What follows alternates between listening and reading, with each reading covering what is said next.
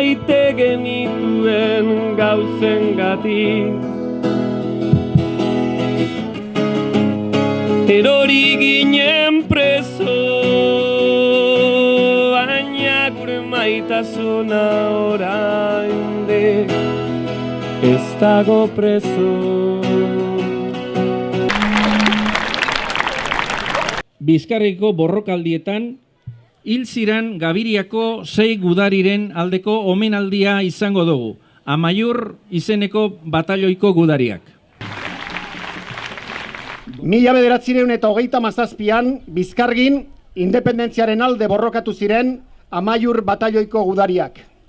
Eta oraintxe jakin dut, Orreagan sortutako Gaizka Urrotzen batalioia ere, Mai Irrintzi batalioia hemen egontzela, hemen borrokatu zela. Amaiur Euskal Burujabetzaren ikur bihurtu zen aspaldi, bandera hauek bezala. Gaur, Orreagan sortu eta Mai Irrintziko sarjentu gisa hemen borrokatu zen Gaizka Urrotz horren biloba ona gonbidatu dute. Amaiurko gazteluan gudari haiek altxatu zuten bandera, altxatuko du hemen Bizkargin, bi bandera hauesek baitira Euskaldunen askatasunaren ikur, Amaiur bezala. Gora Amaiur, gora Nafarroa osoa, gora Euskal Herri burujabea.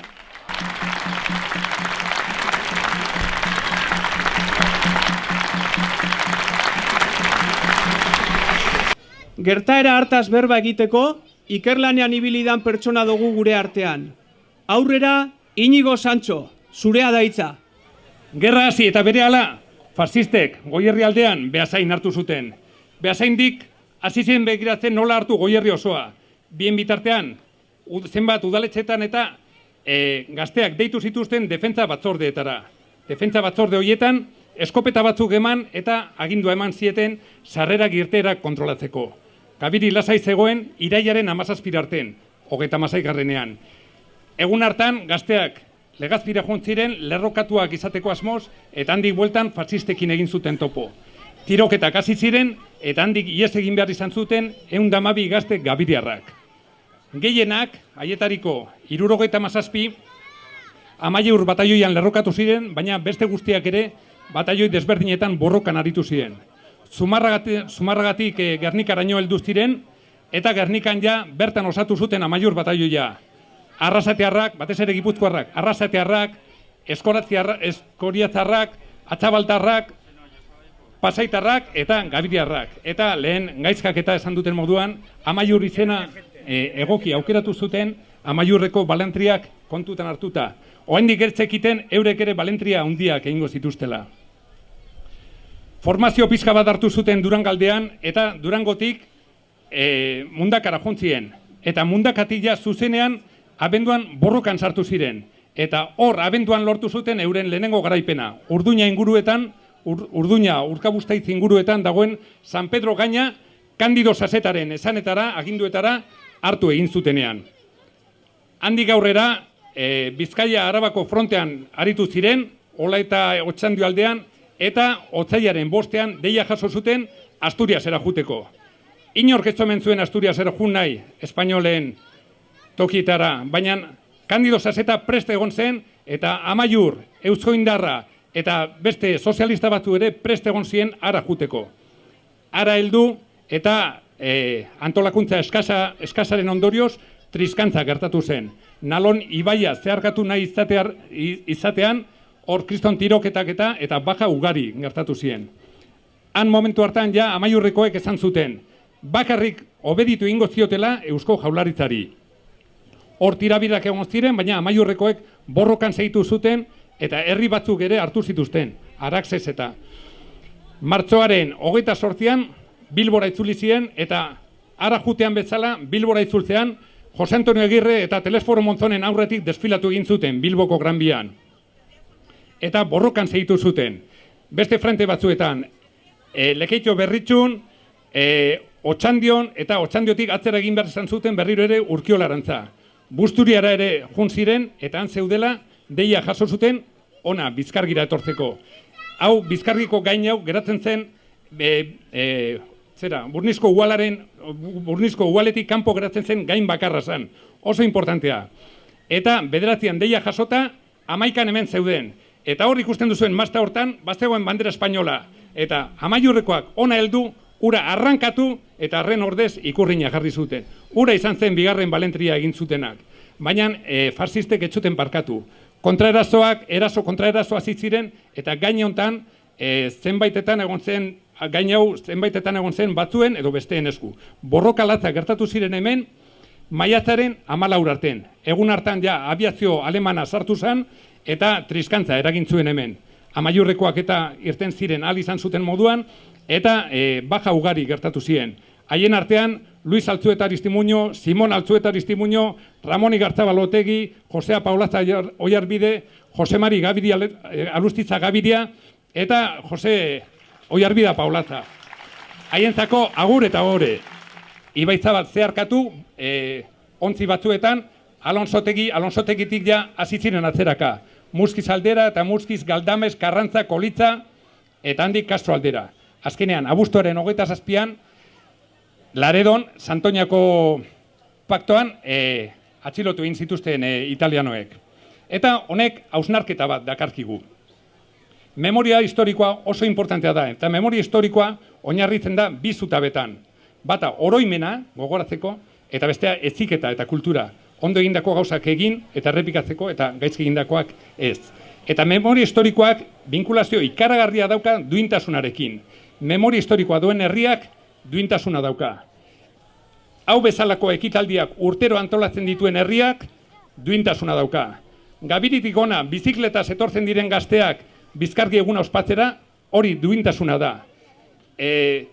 Bizkaia eta Gipuzkoan dauden egon diren gurutze farsistak bota dituzten gazte independentistek ere, horiek duintasuna handia daukate. Aldiz, duintasun falta ikaragarria dago, zuzendari batek, gudari baten familiari, DNA azterketak egitea ezetz esaten dionean. Duintasun falta dago ere bai, parlamento batean memoria historikoaren lege bat trabatuta dagoenean. Baina guk konfiantza daukagu, eta irlandesek esaten duen bezala, gure eguna ere helduko da. Eta bukatzeko, lehen historia txiki bat egin dizuet, eta orain beste historia bat deialdi batekin lotuta. 6 horietako gorpuzki gehienak ez da eskuratzerik izan, ze derion lurperatu eta 15 urtetara familiari ezer esan barik, bota egin zituzten ezurtegi orokorrera. Baina salbuespena gertatu zen. Jesus Izagirre, Amaiur, batalloiko sargentoaren ezurkiak aurkitu egin ditugu, eta aurkitzearekin batera, herrira bueltatuko dira, datorren igandean, maiatzaren 15ean, San Isidro egunean, eta deialdia da, Gabiritarrak ona etorri diren moduan, gizaldegez ere da korresponditzea, eta bertara jutea. Eta batez ere gazteoi ere, ohartarazpen txiki bat egingo dizuet, asko ezagutzen duzue Unidad Alavesa taldea, harrek ere doinoak jarri dio Gabiriko 6 taldeari. Hori da, konbidatuta zauziela danok, gaur ospatzeko, eta datorren omekan ere, Jesus Izagirre eta Gabiritarren Amaiurreko gudari guztien omenez, bertan egingo den ekitaldi da. Eskerrik asko eta gora eusko gudariak!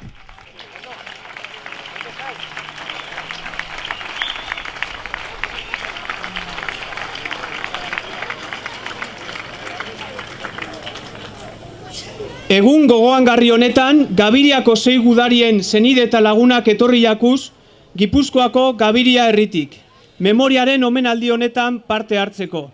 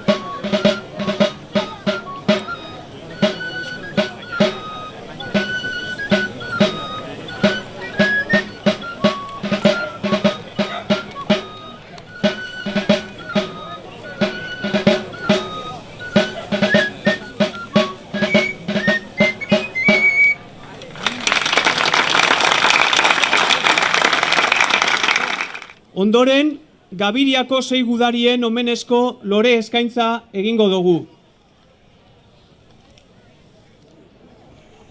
Lehenengo lore eskaintza, Jose Apaolaza Oiarbide gudariaren omenez. Larrabetzuko alkatea dan Inigo Gazteluk emongo dau.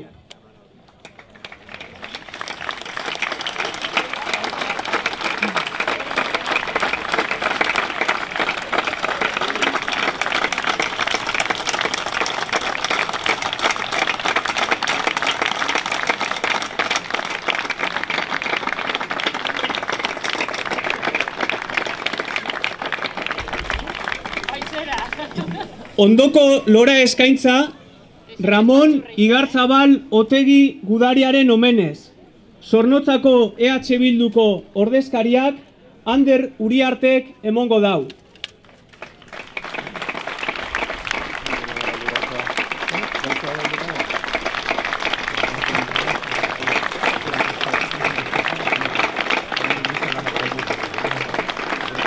Bizkargi gaina gaur zapaldu dut, nere bizian lehenengoz.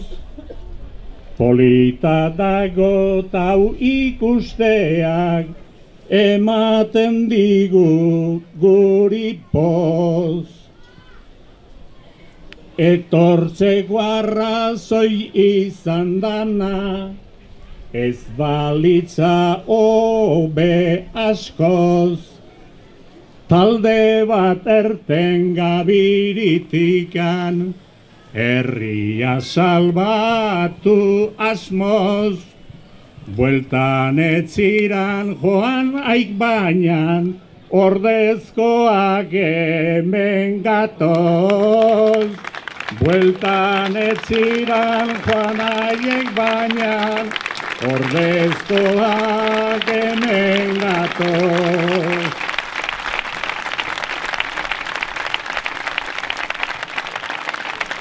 Urrengo lora eskaintza, Jesus Izagirre Arzuaga gudariaren omenez. Derioko hilobian bere gorpuzkiak ondo gorderik euki dauzen, familiaren izenean Patxi Aguaiok emongo dau.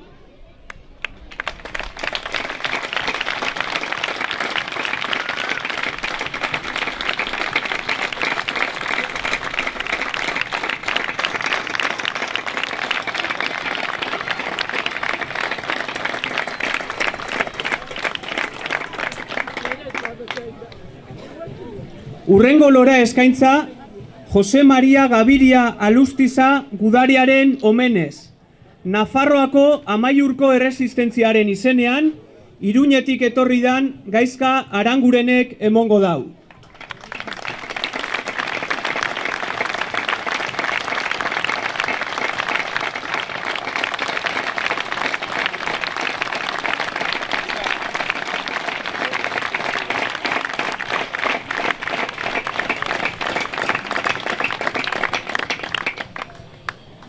Urrengo lora eskaintza, Luis Alzueta Aristimuño gudariaren omenez. Bizkargi gogoratuz elkartearen izenean, Anartz Iturriotzek emongo dau.